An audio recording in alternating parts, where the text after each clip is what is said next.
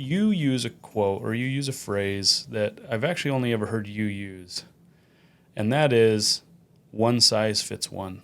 An advisor is most effective when he or she listens to the prospect. The only way that we can provide a service is having a very deep understanding of what that client's likes, dislikes, all of the technical stuff about how much they have and where it's at. But what do you want to do with your life? It's that aspirational piece of the sort of the 5 points of our star that we measure all things. When we talk about one size fits one, it absolutely is. I probably have 20 plus financial plans sitting on my computer right now. None of them are alike, not even close. And we can also see those potential pitfalls. And what may be a potential pitfall for someone that's 65 with $2 million is going to be different from somebody that's 75 with $4 million. It seems like every advisor out there says, oh, we tailor our plans. What makes you different than the advisor down the street? The hated 3-letter word, tax. We have a CPA practice as part of Gold Standard Financial Services is the umbrella. Gold Standard Wealth Management is the securities and insurance part. Gold Standard CPA is the tax part. So next door to my office is our CPA. So if I have a question about the law, I don't have to call and make an appointment with a CPA across town. Having that tax expertise, I think, is a differentiator for us. And it's absolutely the hallmark of how we are doing business today and how we are campaigning to gain more clients. We believe that we have some great solutions for folks on how to avoid taxes in the future. Now, we've discussed this in the past. On January 1st, 2026, we revert to the 2017 tax brackets. Very unfavorable compared to today. So where maybe 5 years ago, the Roth conversions could take place rather quickly and somewhat linearly to beat that 2026 deadline, well, those days are over. So we have 2 years to do it to beat that deadline. So beyond 2026, we'll see that those 2017 rates perpetuating for a limited period of time. However, some of the best minds in the country, economists, government officials, have said 2030, we may see double the tax rates that we currently are paying today. So we look at the effective tax rate because we have the graduated tax scales and so forth, but say the effective tax rate of, say, 15% is going to be at 30 in the year 2030. Now, if you're taking required minimum distributions, that just put the big hurt on how much money you actually get to hold on to. So that's why we believe this Roth conversion between now and 2030, when we have 6 years to get most of it across.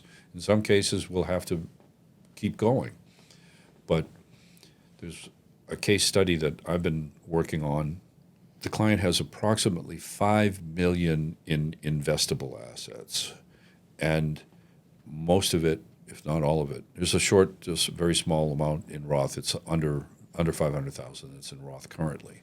Oh, wow. But by moving these assets over the next 7 years into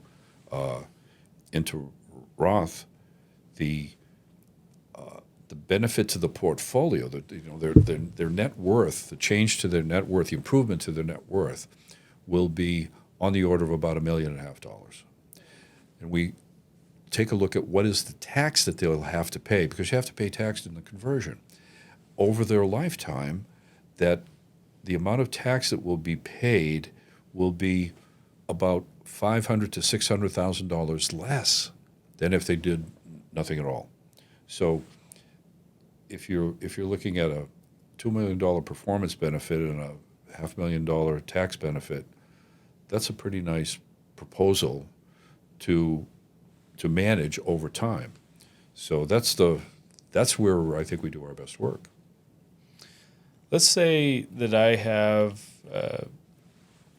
an inheritance that's coming my way, and let's say it's been in a Roth, and so it's going to come to me, and I have to pull it out over 10 years or so. Right, as I receive that inheritance, I have 10 years to utilize that money from Roth. You have 10 years to benefit tax-free appreciation. So there are no, this depends. There are caveats where there are some distributions that are required. But let's just say in the generic case where you inherit a Roth, then you have 10 years to hold on to that asset and appreciate 10 years tax-free. So using the 7% analogy, you can double that money tax-free before you must liquidate it out of that tax-free account, and you place it into a taxable account.